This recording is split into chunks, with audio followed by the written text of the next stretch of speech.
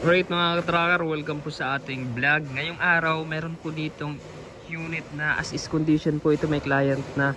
So ipakita ko lang po sa inyo para magkaroon kayo ng idea and reference sa mga unit po namin dito sa loob ng planta. Nandito po pala tayo sa Calipil Marketing Corporation, Barangay Mambugdos, Bacoor, Cavite, ang nagbebenta ng mga surplus Japan truck, mapa small unit man, big unit at equipment. So ito mga ka-tracker, ito po ay Isuzu Giga New Pace. Tingnan nyo po, all chrome plated po yung mukha niya. Oh. May plaka na to, nakarehistro. Tapos yung kanyang mga side mirror, chrome plated na rin po. Complete standard accessories po ito kung makikita nyo. Yung windbreaker niya po, napaka solid nito hanggang dito sa likod. Ang makina niya ay 6UZ1. Tapos yung kanyang gulong, 12 wheelers po ito. 12 wheelers po. Ang likod niya ay airbag suspension. Ayan. Tapos, ayan, low profile. Tapos ito yung loob. Ang ganda ng kulay niya. Ganda ng pagka-blue. Ito po. Ayan. Ito yung itsura niya. Talagang as is pa. 7-speed manual transmission. Tapos, 6UZ1 engine po. Ayan. Euro 4. May, ano na siya, AdBlue. Tapos ito kulang lang ng ashtray, pero papalitan po namin yan. Maxi type na air brake na po yan. Ito yung gulong niya, H-stud po siya. Tapos swing band yung kanyang body. Ayan. Sa kanyang chassis, ayan, madumi lang pero maayos pa, walang kalawang. And then transmission yun, oh. Ayan po yung transmission niya. So, kompleto pa. Yung mga mudguard lang may mga punit. Tapos may mga kinalawang sa body. Pero ang gagawin po namin dito, i-retouch po namin to kahit as is condition lang yung pagbili ng kliyente. Tapos papalitan naman namin ng battery na brand new. Ito po yung airbag niya, oh. Ayan, chassis. Tapos yung mga component ng wing band, ito wing band motor po yan, hydraulic. Tapos yung gulong niya may mga pudpod pero pwede pa naman gamitin.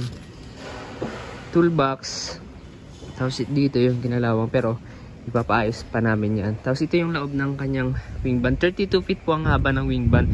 May center post yung kanyang drop side. Tapos corrugated aluminum na walang damage po yan, oh.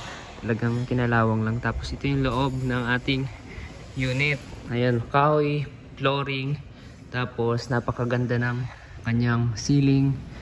Madami yung kanyang wing band light. Ayan. Maganda po yung kanyang panel na plywood. Pinturado yan, oh. Maganda. Tapos ito yung rail.